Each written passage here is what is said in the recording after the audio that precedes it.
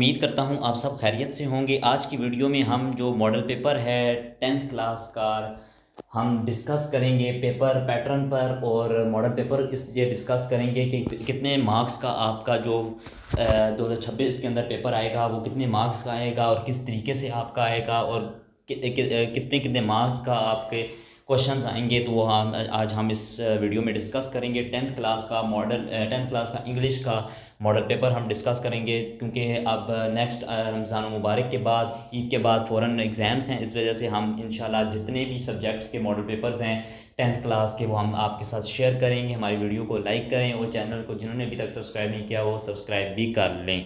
तो स्टार्ट करते हैं। ये इंग्लिश का मॉडल पेपर है। सबसे पहले आपको सेक्शन ए दिया जाता है MCQ objective paper. Objective paper के ऊपर आपका रोल नंबर होता है। रोल नंबर आपने जो रोल नंबर स्लिप होती है वहाँ से दे के लिखना होता है, और वरियन नंबर मुख्तलिफ वरियन नंबर फेडरल बोर्ड देकर भेजता है।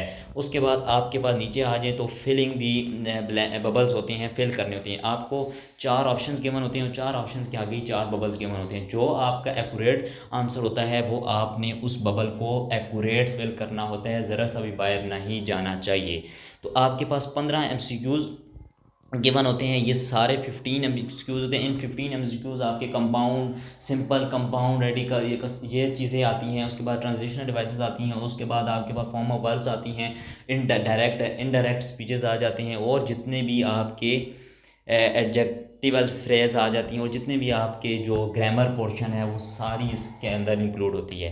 15 मार्क्स के आपके MCQs आ जाते हैं। उसके बाद आपके पास सब्जेक्टिव पेपर आ जाता है। सब्जेक्टिव पेपर का आपका 60 मार्क्स का होता है, जिसका टाइम ड्यूरेशन होता है 2 घंटे 40 आवर्स, जिसमें आपके पास सेक्शन बी आ जाता है। सबसे पहले सेक्शन बी के अंदर क्वेश्चन नंबर 2 होता है, जो आपका एक आपका समरी का क्वेश्चन आता है इसके अंदर, और सारे और जितने भी होते हैं वो आपके क्वेश्चन आंसर्स होते हैं।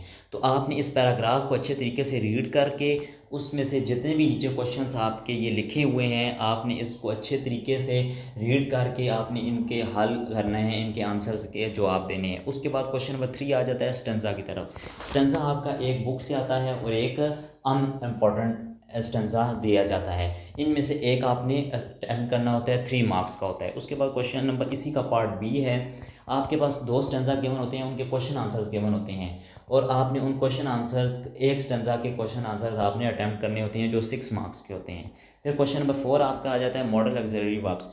ये आपके पास 6 मॉडल ऑक्सिलरी वर्ब्स होते हैं, उसमें से एनी 4 करने होते हैं, 4 मार्क्स के होते हैं। फिर आपका क्वेश्चन नंबर इसका इसी का पार्ट बी आ जाता है। पार्ट बी में एडवर्ब्स आ जाते हैं, वो 6 आते हैं एडवर्ब्स, उसमें से एनी 4 आपने अटैम्प्ट करने होते हैं। उसके बाद आपका सी का पार्ट आ जाता है। डायरेक्ट और इनडायरेक्ट स्पीच का एक पैराग्राफ गिवन होता है, उसको आपने हल करना, उसका आंसर लिखना होता है, वो 4 मार्क्स का होता है। उसके बाद सेक्शन सी की तरफ आ जाए। सेक्शन सी आपका 21 मार्क्स का आता है, और अटैम्प्ट ऑल क्वेश्चंस करने होते हैं। समझें लॉन्ग पार्ट आ गया है सेक्शन सी, लॉन्ग क्वेश्चंस का।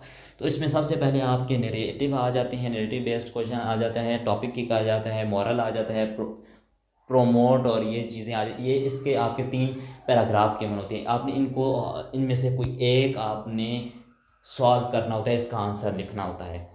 उसके बाद क्वेश्चन नंबर 6 आ जाता है, कंजक्शंस पर आ जाता है। कंजक्शंस के ऊपर आपके आंसर्स गिवन होते हैं। आपके पास पैराग्राफ होता है, जो एक्यूरेट आंसर होता है वो आपने इसको लिख के आपने इस पैराग्राफ को फुली अटैम्प्ट करना होता है, वो आपके 5 मार्क्स का होता है। और आखिरी क्वेश्चन नंबर 7 ऐसे का पोर्शन है। मैंने अभी इसी चैनल पर वीडियो अपलोड की हुई है मोस्ट इंपॉर्टेंट ऐसे 2026 के हवाले से। तो वो जितने भी एसेस मैंने उसमें डिस्कस किए हैं, आप उस वीडियो को वॉच करें अच्छे तरीके से, तो वो आप अच्छे तरीके से प्रिपेयर करें फर्स्ट टर्म एग्ज़ाम 2026 के लिए। वो मोस्ट इंपॉर्टेंट एसेस हैं, और ये तीनों एसेस भी आप इस मॉडल पेपर्स के अंदर डिस्कस करें। ये 10 मार्क्स का आपका एसे का पोर्शन क्लियर हो जाएगा, और अच्छे मार्क्स एसे के पोर्शन में आप ले सकते हैं फर्स्ट टर्म एग्ज़ाम 2026 के अंदर। तो ये आज की हमारी वीडियो। अगर वीडियो अच्छी लगे तो लाइक कीजिएगा, और चैनल को जिन्होंने अभी तक सब्सक्राइब नहीं किया वो चैनल को सब्सक्राइब भी कर लें। तब तक के लिए इजाज़त दीजिए। अपना बहुत सारा ख्याल रखिएगा, दुआ में याद रखिएगा। अल्लाह हाफिज़।